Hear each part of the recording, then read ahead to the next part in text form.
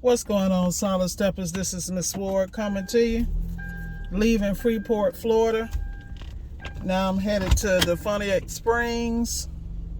So I was sitting here thinking to myself the importance of training and continuing your education at all times. The thing I like about the trades is it's ever changing.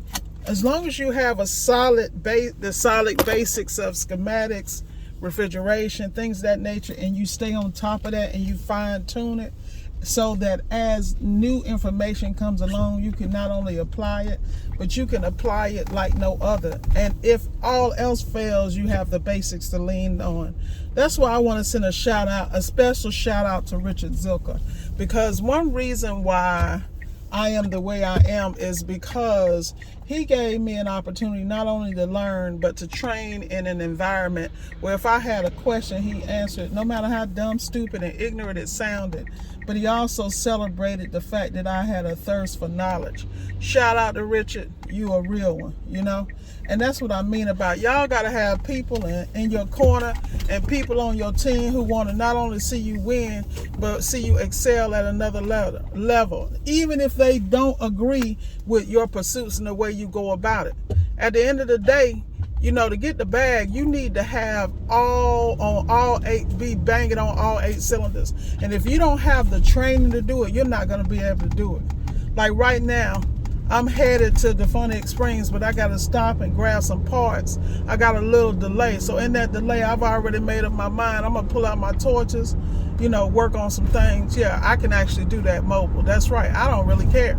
Let me explain something to y'all. The only way you get good is practice. And the reason I know I got to continuously work on my torches and refrigeration is the quicker I can turn these seal system jobs, the more money I can make, you know, and the more I can move to the next level. And that's what I don't think people understand. You got to find the areas of opportunity. Like right now, I got a customer begging me to do a job. I'm not going to do the job because I don't like how the customer move. See, I'm one of them people, once you show me how you move, I'm done. I'm done. And this is a job that, you know, I could easily collect 2 to 3 G's on. But some money ain't worth it. Particularly when people show you who they are. That's why you got to move a certain way. You got to stay on top of the game. And you can never look back. Feel me? Don't hate the player, hate the game. But getting back to training, you got to find you some coaches and people who can teach you things. Now, let me explain something to you. Richard is not the only instructor and person I deal with when it comes to learning. I have a full plethora of people that I go to. And a lot of times I go to them and they ask me, giving me misass information. But I still love them. But it's because of where they are, that's what they know.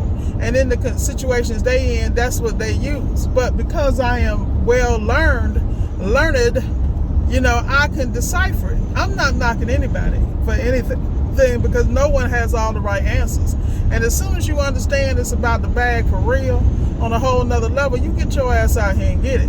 But you better get trained up and stay trained up. And as stuff comes in, like y'all running from this R600, you better be running to it because it ain't going nowhere.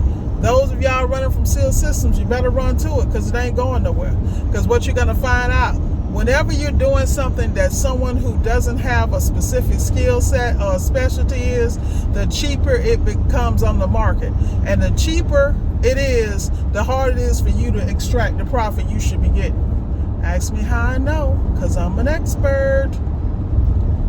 Y'all be blessed. Like I said, specialize, get your skill sets up, start killing the game in areas that other people are failing. That's all I can tell you. That's how you win.